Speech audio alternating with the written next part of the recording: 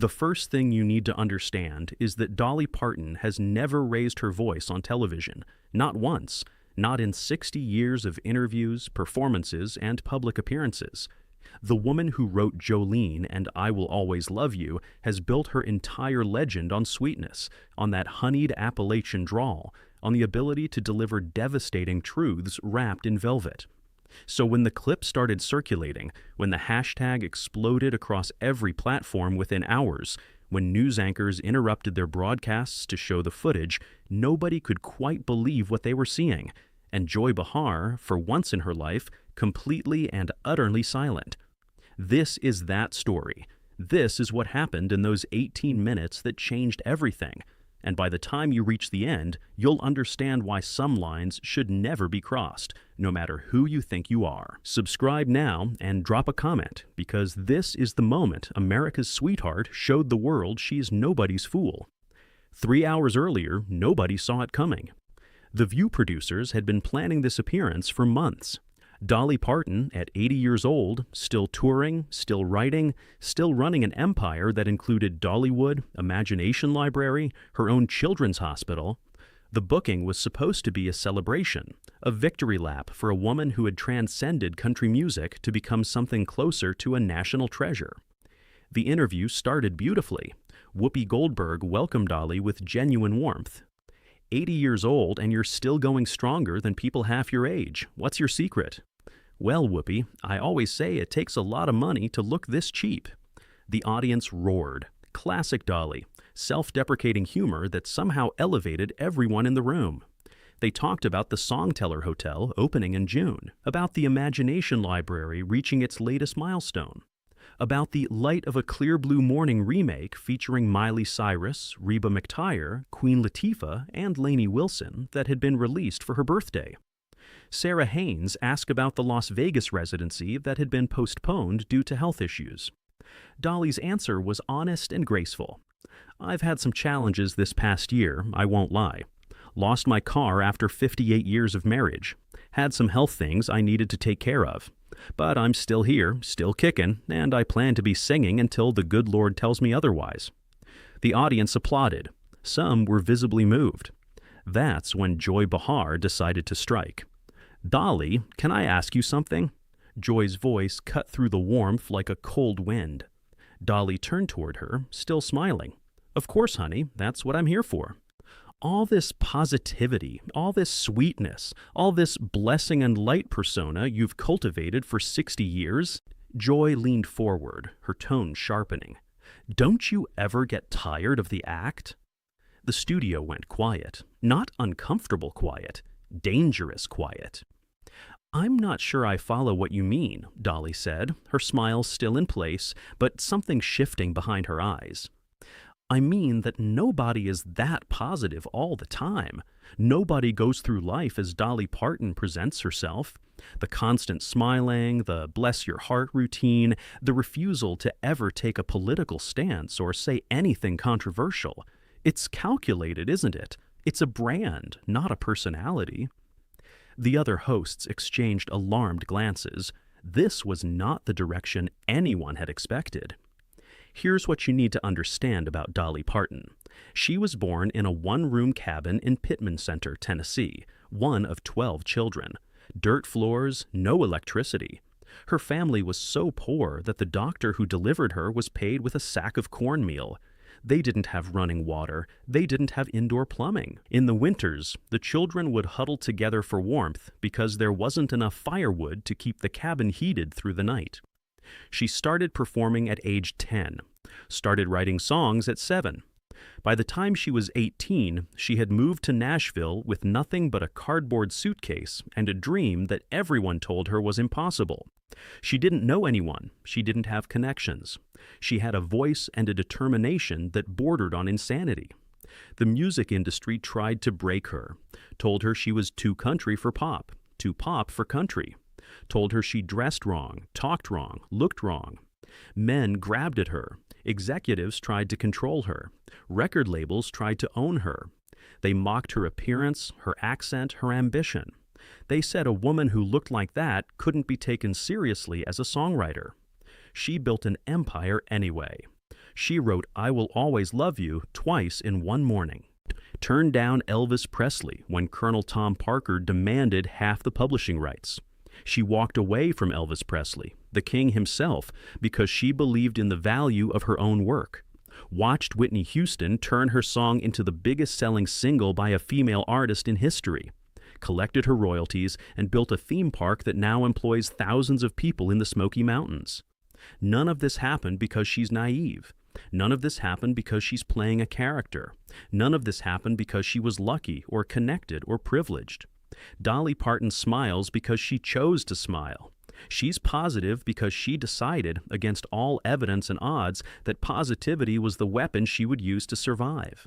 She made that choice every single day for 80 years, through poverty and heartbreak and loss and betrayal. Joy Behar had just called that choice an act. Joy. Dolly's voice was still sweet, but there was something new underneath it now. Something that the audience could feel more than hear. I've been doing this a very long time, and in all those years, I've learned that folks who question other people's kindness usually have a reason for doing so. Joy laughed, but it sounded forced. I'm not questioning your kindness. I'm questioning whether it's genuine or just good marketing. Is there a difference to you? The question landed like a stone in still water. Joy's smile flickered. I think there's a difference between being a genuinely kind person and being someone who has carefully crafted a public image to maximize appeal and avoid controversy. Dolly nodded slowly.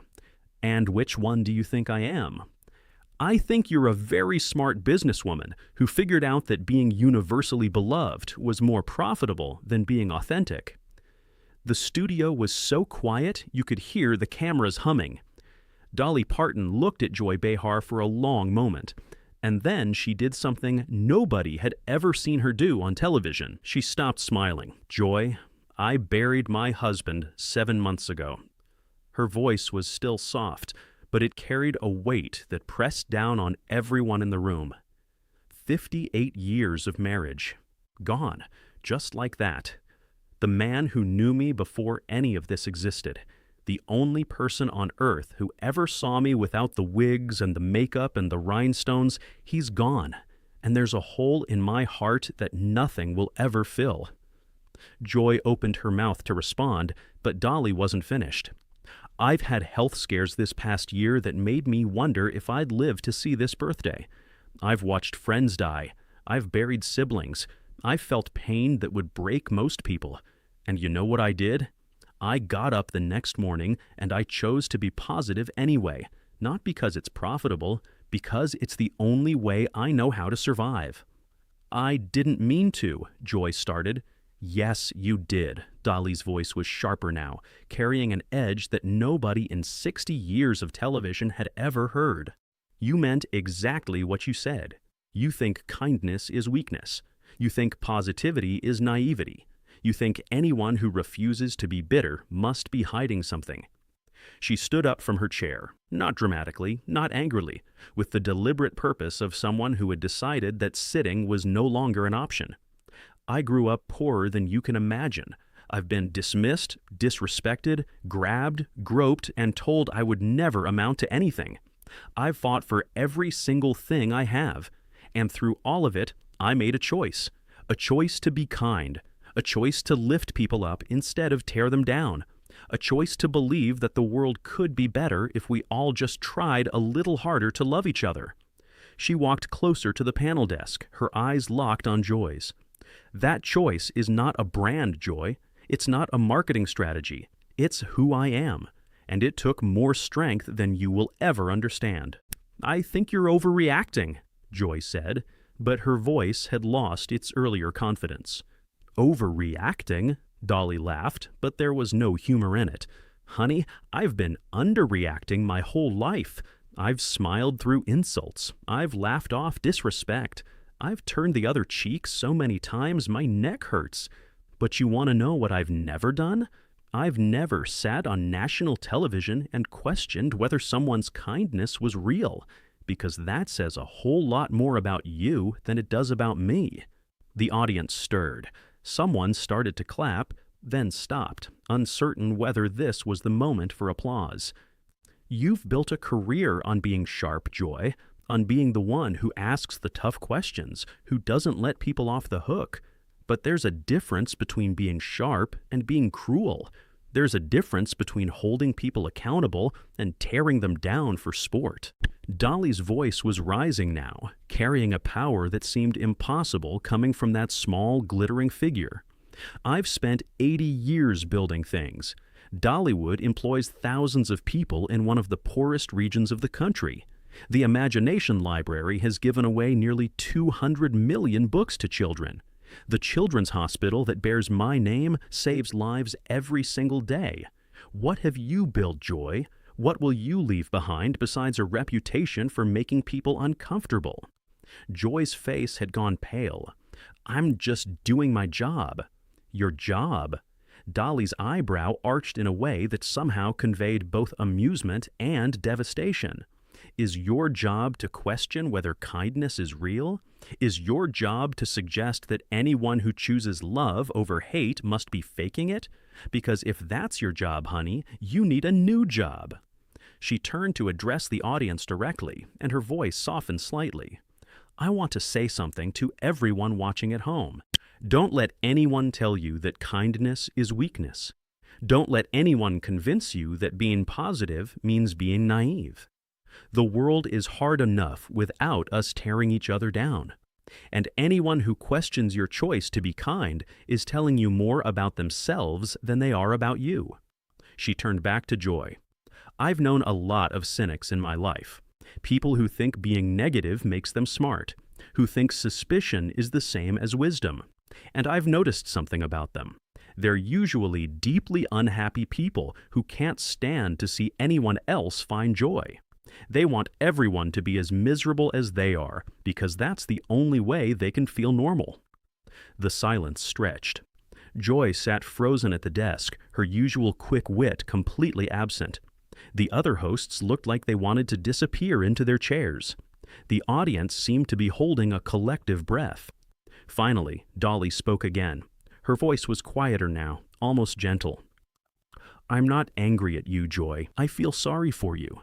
Because somewhere along the line, you decided that cynicism was safer than hope, that tearing down was easier than building up, that being mean was the same as being honest. And now here you are, sitting across from an 80-year-old woman who grew up in a shack with no running water, and you're trying to convince yourself that her joy isn't real because you can't imagine feeling that way yourself. She picked up her purse.